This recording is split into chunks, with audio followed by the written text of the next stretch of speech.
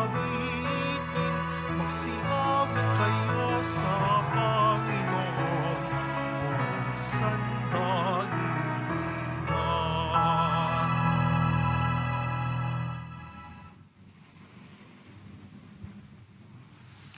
Sa ngalan ng Ama at ng Anak at ng Espiritu Santo. Amen. Ang pagpapala ng ating Panginoon Kristo, ang pag-ibig ng Diyos Ama, at ang pakikipagkaisa ng Espiritu Santo naway suma inyong lahat. At sumayo rin. Sa ating banal na Eucharistia, ginugunita po natin mga unang martir ng banal na sambayanan ng Diyos sa Roma. Yung mga unang Kristiyanong dantaon. Naranasan nila ang persekusyon, pag-uusig mula sa mga emperador ng Roma at sila'y nag-alay ng buhay. Dumanak ang kanilang dugo alang-alang sa pananampalataya. Ito'y ang ating pagdiriwang pagkatapos ng dakilang pagdiriwang ng 2 haligi, mga martir, kahapon, San Pedro, San Pablo. Mga kapatid, aminin po natin ang ating mga kasalanan upang tayo maging marapat gumanap sa banal na pagdiriwang. Inaamin ko Sa makapangyarihan Diyos at sa inyo mga kapatid, na lubha akong nagkasala sa isip, sa salita, sa gawa at sa aking pagkukulang. Kaya isinasamo ko sa mahal na Birhing Maria, sa lahat ng mga anghel at mga banal at sa inyo mga kapatid, na ako'y ipanalangin sa Panginoong ating Diyos. kaawan tayo ng makapangyarihan Diyos, patawarin tayo sa ating makasalanan at patnubayan tayo sa buhay na walang hanggan. Amen. Panginoon, kaawaan mo kami. Panginoon, kaawaan mo kami. Kristo, kaawaan mo kami. Kristo, kaawaan mo kami. Panginoon, kaawaan mo kami. Panginoon, kaawaan mo kami. Manalangin tayo. Ama naming makapangyarihan, itinalaga mo sa sambayanang Kristiyano ng Roma ang pasimulang masaganad sa dumanak na dugo ng mga martir. Ipagkalo mo kami patatagin sa magiting na katapangan, sa pakikipagtunggali sa pagsubok bilang tugon sa kanilang pagdalangin at magalak kaming lagi na maasahang tagumpay sa pamamagitan ng Kristo kasama ng Espiritu Santo magpasawalang hanggan. Amen. Magsiyo po muna. Pagbasa mula sa aklat ni Propeta Amos. Noong mga araw na iyon, si Amasiyas, ang saserdote sa Betel, ay nagsumbong kay Haring Jeroboam ng Israel. May binabalak laban sa inyo ang propetang si Amos, aniya, dahil sa kasasalita niya'y nagugulo ang bayan. Sinasabing kayo'y mamamatay sa digmaan at dadaling bihag sa ibang lupain ang mga taga-Israel. Pagkatapos, hinarap naman ni Amasiyas si Amos, "Bulaan kang propeta, magbalik ka na sa Huda. Doon ka maghanap buhay sa pamamagitan ng iyong panghuhula. Huwag ka nang manghuhula rito sa Betel. Narito ang pambansang templo at dito sumasamba ang hari." Sumagot si Amos, "Hindi ako propeta. Hindi ko ito hanap buhay. Ako'y pastol at nag-aalaga rin ng mga punong igos. Ngunit inialis ako ng Panginoon sa gawaing iyon at inutusang magsalita para sa Kanya, sa mga taga-Israel. Kaya pakinggan mo ang sinasabi ng Panginoon. Pinatigil mo akong manghula laban sa Israel at mga inapo ni Isaac. Dahil diyan, Amasiyas, ito naman ay pinasasabi sa iyo ng Panginoon. ang asawa mo'y magiging isang masamang babae sa lungsod at masasawi sa larangan ng digmaan ang mga anak mo. Paghahati-hatian ng iba ang iyong lupain at ikaw ay mamamatay sa isang bayang di kumikilala sa Panginoon. Ang mga taga-Israel ay dadalhin bihag sa ibang lupain. Ang salita ng Diyos. Salamat sa Diyos. Matuwid ang kahatulan ng Panginoon ng tanan. Matuwid ang kahatulan ng Panginoon ng tanan. Ang batas ng Panginoon ay batas na walang kulang. Ito'y utos na ang dulot sa tao ay bagong buhay. Iyaong kanyang mga batas ay mapagtitiwalaan. Nagbibigay ng talino sa pahat ang kaisipan. Matuwid ang kahatulan ng Panginoon ng tanan. Ang tuntuning ibinigay ng poon ay wastong utos. Liligaya ang sinuman kapag ito ang sinunod. Ito'y wagas at matuwid pagkat mula ito sa Diyos. Pangunawa ng isipan, yaong kahangang idudulot. Matuwid ang kahatulan ng Panginoon ng tanan. Yaong paggalang sa poon ay marapat at mabuti, isang banal na tungkulin na iiral na parati. Pati mga hatol niya'y matuwid na kahatulan. Kapag siya ang humatol, ang pasya ay pantay-pantay. Matuwid ang kahatulan ng Panginoon ng tanan. Ito'y higit pa sa ginto na maraming nagdasala. Higit pa sa gintong lantay ang hangad ay makamit. Matamis pa kaysa pulot, sa pulot na sakdal tamis. Kahit anong pulot, ito na dalisay at malinis. Matuwid ang kahatulan ng Panginoon ng tanan. Magsitayo na po ang lahat.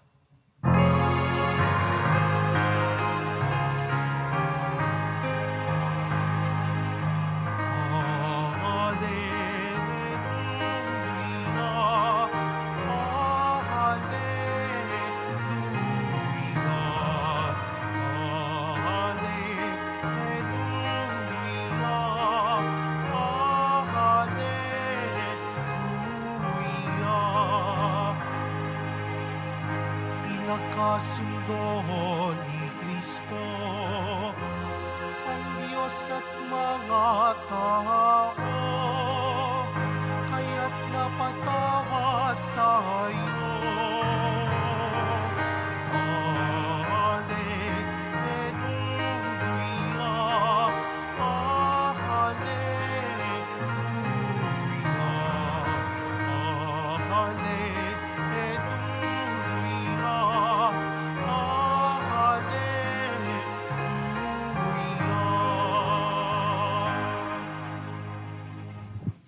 Sumainyo ang Panginoon. At sumayo rin. Ang mabuting balita ng Panginoon ayon kay San Mateo. Papuri sa iyo, Panginoon. Noong panahong yun, sumakay si Jesus sa bangka, tumawid sa kabilang ibayo, at tumuloy sa sariling bayan. Pagdating niya roon, dinala sa kanya ang ilang kataong isang paralitikong nakaratay sa kanyang higaan.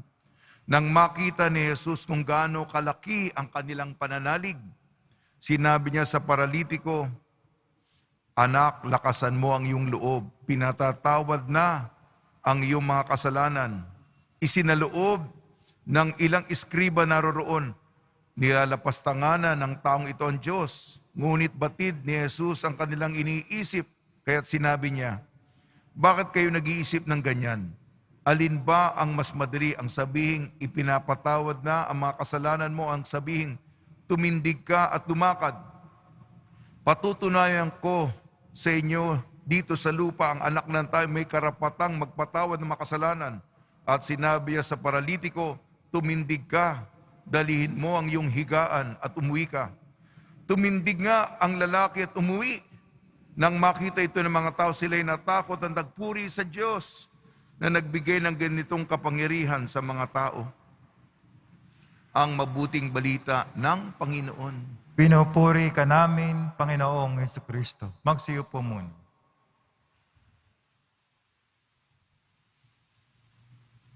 Binabati po namin kayo sa pagpapala, pagbibindisyon, pagbibiyaya, pagkakaloob ng napakaraming grasya mula sa ating butihing Nuestro Padre Jesus Nazareno. Kumuha tayo ng aral sa ating mga pagbasa. Unang pagbasa, aklat ni Amos, isang propeta. Huwag natin akalain ang trabaho ng propeta ay mambola. Yung gusto nating marinig, pupurihin ka, bobulahin ka, mga magagandang mga salita, ang ganda-ganda ng sinasabi mo, oh, okay. Hindi po. Ang trabaho, ang gawain ng propeta, sabihin ang gustong paratingin ng Panginoon. Dahil nagkasala ang bayan ng Diyos, nilabag ang utos, may kaukulang kaparusahan. At dahil dito, hindi magaganda, mga babala, mga abiso, mga paalala ang sinasabi at minsan nasasaktan. Kaya nga, yan ang trabaho. Lalong-lalo na kung may pang-aapi, paglalapastangan, pang-aabuso, pagsasamantala ng mga mahihina. Propeta Amos, siya po ang propeta ng hustisya sosyal, katarungang panlipunan. Sa ating ebanghelyo po, ayon kay San Mateo, binigay po, ang Diyos lang po ang nakakapagpatawad, ngunit ibinigay niya sapagkat si Jesus ay Diyos. May karapatan siyang magpatawad. Noon kasi iisa.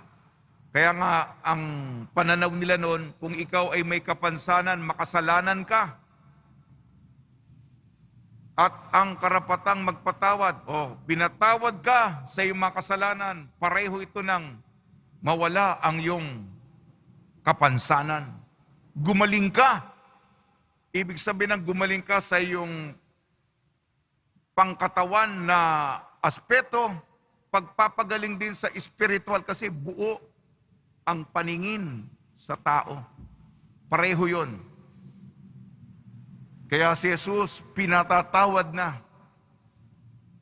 Maaring ang Diyos ipagkatiwala. Kami mga pare, makasalanan din kami. Pero binigyan kami ng kapangyarihan, ng delegasyon, ng pakuldad, ng absolution, magpatawad ng makasalanan. Bagamat kami, tao lamang. Ito hindi kakayahan namin kundi galing sa Diyos. Ito po yung turo. At isa pa, yung paralitiko, wala po siyang ginawa. Di man lang siya nagsalita, di man siya nagsigaw, "O Panginoon, paggalingin mo ako." Ang nagparating, kasi hindi siya makagalaw eh. Ang mga kaibigan, mga kabarkada niya ang nagdala sa paralitiko kay Jesus. Kaya sinabi, paano yung uhudyat na pinatawad na, "Anak, pinapatawad ko na kasalanan mo." Nung nakita yung pananalig, kaya ang importansya ng magdasal para sa ating mga mahal sa buhay, yung mga taong pinapahalagahan natin, dalhin natin kay Jesus. Kahit na sila'y mahina o wala ang pananampalataya, dalhin natin kay Jesus. Sapagkat bakit? Mahal natin sila. Ang kanilang kapakanan ang ating isinasa isip. Kahapon po, dakilang kapistahan, San Pedro, San Pablo at ngayon mga unang martir ng simbahan sa Roma. Nawa matutunan natin sa kanila ang katapangan, kagitingan, nananatili sa pagpapahalaga, yung mga prinsipyo ng Ebanghelyo, hindi natitinag, hindi ipagpapalit, kahit na ba may pagsubok o pag-uusig, sana po ay yung katatagan sa pananampalataya ay ipagkalob sa atin nila. Sa tulong ni Maria, ni San Jose, mga martir, unang martir ng simbahan sa Roma, nawa po ay sundin natin lagi ang kalooban ng Panginoon.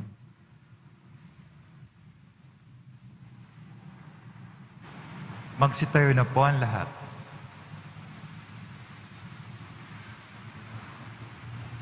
Minamahal ko mga kapatid, taglay ang buong pananalig ng mga kaibigan ng paralitiko. Dalhin natin sa Panginoon ang ating mga pangangailangan at ang mga dalamhati ng simbahan at ng mundo. Tugon po natin, Panginoon, palakasin at ibangon mo kami. Panginoon, palakasin at ibangon mo kami. Ang simbahan naway palagi ang isagawa ang mapagligtas na misyon ni Kristo sa pamamagitan ng pagpatawad ng mga kasalanan. Manalangin tayo. Panginoon, palakasin at ibangon mo kami. Ang mga pari na nagdiriwang ng sakramento ng pakikipagkasundo, naway laging magpakita ng habag at pangunawa sa lahat ng mga nagbabalik loob. Manalangin tayo. Panginoon, palakasin at ibangon mo kami. Tayo naway maging laging handang magpatawad ng ating kapwa, sapagkat bahagi ito ng ating tungkulin sa pagsunod kay Kristo. Manalangin tayo. Panginoon, palakasin at ibangon mo kami. Ang mga may sakit at may kapansanan, naway makatagpo ng kasiyahan at pag-asa sa gitna ng kanilang pagdurusa. Manalangin tayo. Panginoon, palakasin at ibangon mo kami. Yaong mga namayapa, naway makasalo sa walang hanggang kapayapaan ni Kristo. Manalangin tayo. Panginoon, palakasin at ibangon mo kami. Ama naming nasa langit, pinasasalamatan ka namin sa kapatawaran na dulot ng iyong anak sa amin. Kami naway makapagpatawad sa mga nakakasala sa amin. Hiniling namin sa pamamagitan ni Kristong aming Panginoon. Amen. Magsiupo muna ang lahat.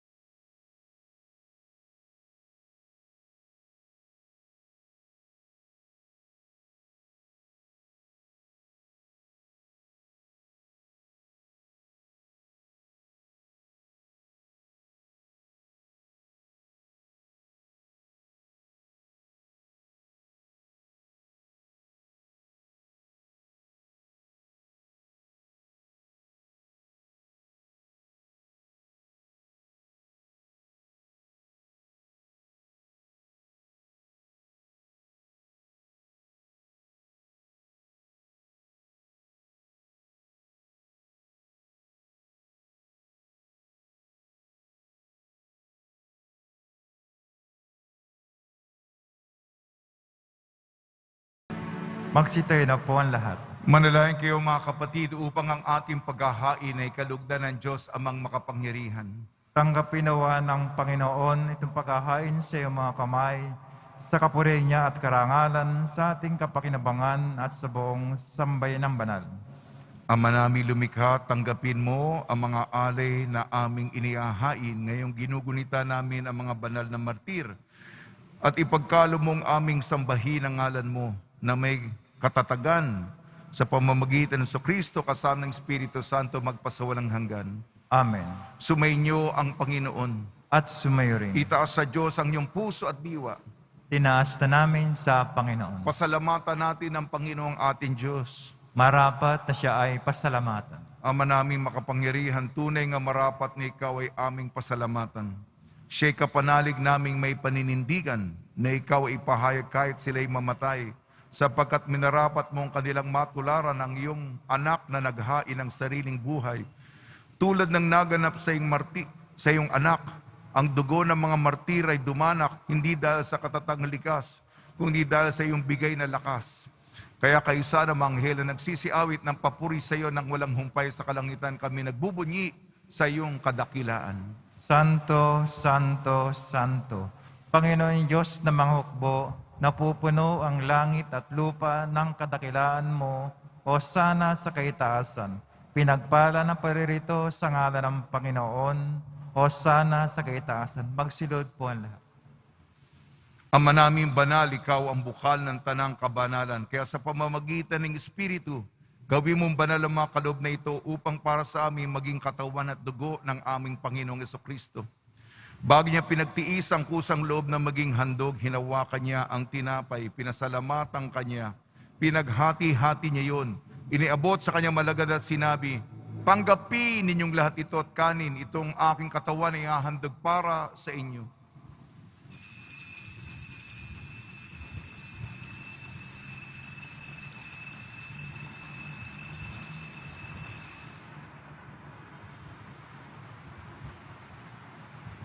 Gayun din naman nung matapos ang hapunan, hinawakan niya ang kalis, muli kanyang pinasalamatan. Inibot niya ang kalis sa kanyang malagad at sinabi, "Tanggapin ninyong lahat ito't inumin. Itong kalis ng aking dugo, ng bago at walang hanggang tipan. Aking dugo ni bubuhos para sa inyo at para sa lahat. Sa ikapagpapatawad ng makasalanan, gawin ninyo sa pag-alala sa akin."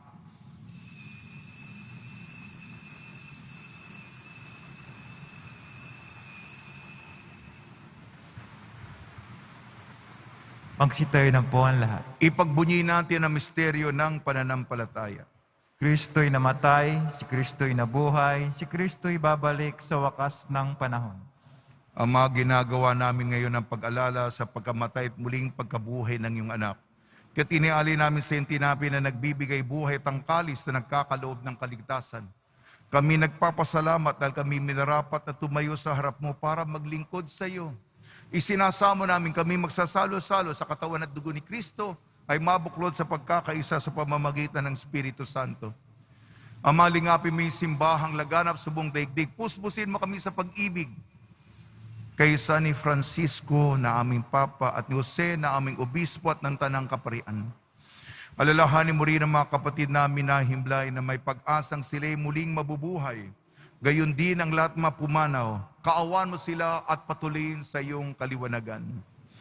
Kaawan mo at pagdapatin kami lahat na makasalo sa iyong buhay na walang wakas, kaysa ng mahal na Birhing Maria na Ina ng Diyos.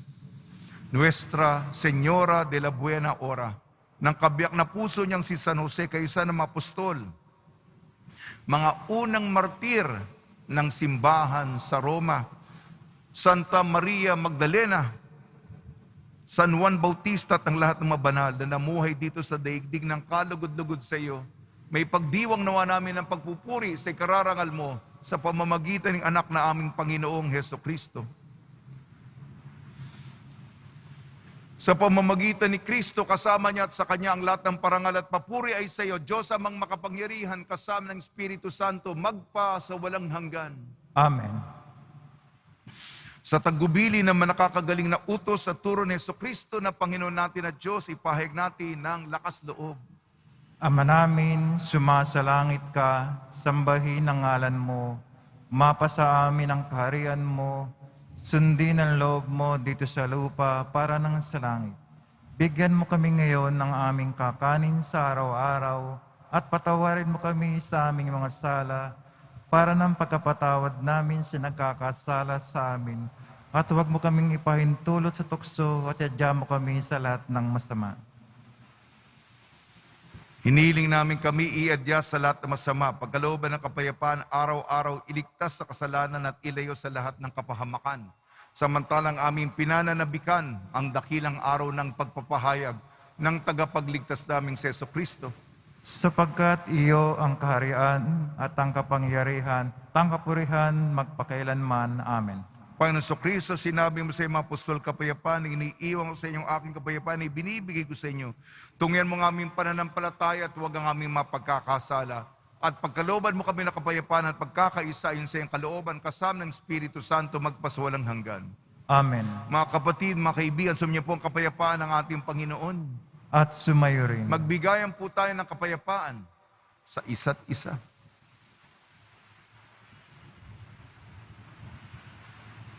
Kordero ng Diyos na nag-aalis ng mga kasalanan ng sanlibutan, maawa ka sa amin. Kordero ng Diyos na nag-aalis ng mga kasalanan ng sanlibutan, maawa ka sa amin. Kordero ng Diyos na nag-aalis ng mga kasalanan ng sanlibutan, ipagkaloob mo sa amin ang kapayapaan. Magsilod po ang lahat. Ito ang kordero ng Diyos. Ito nag-aalis ng kasalanan ng sanlibutan. Mapalad ang mga inayayahan sa kanyang piging. Panginoon, hindi ako karapat-dapat na magpatuloy sa iyo, ngunit sa isang salita mo lamang ay gagaling na ako.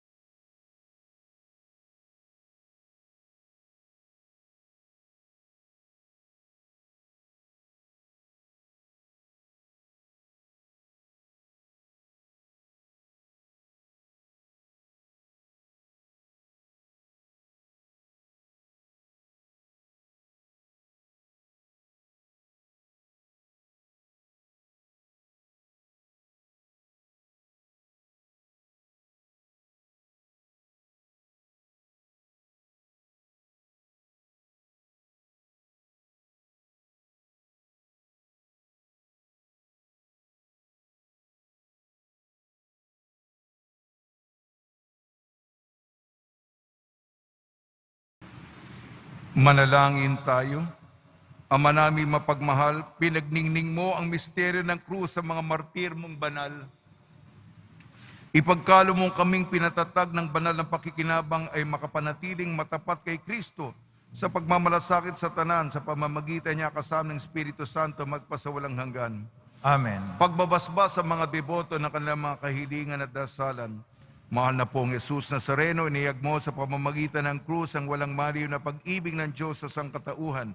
Pakinggan mo ang kahilingan yung angkan nagsusumamo sa iyo, makamtanawa nilang yung katugunan at tanggapin na kasagutan na may utang na loob na tinatanaw.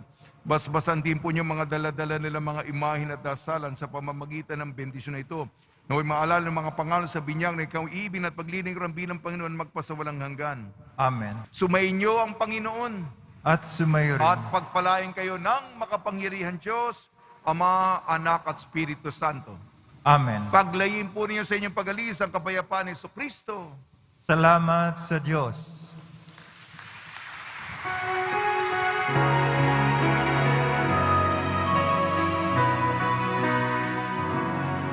Nuestro Padre Jesus Nazareno, sinasamba ka namin,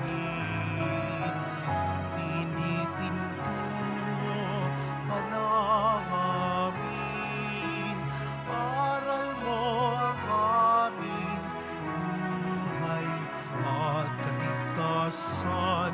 Nuestro Padre Jesus Nazareno, iligtas mo kami sa kasalanan.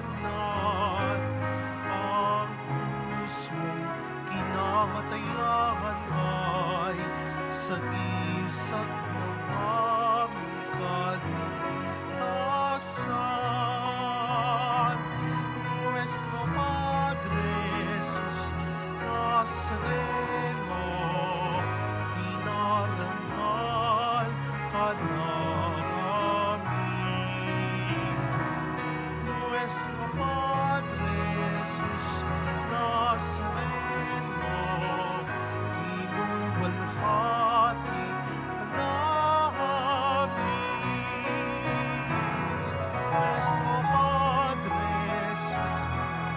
Nazareno, dinarangal ka namin.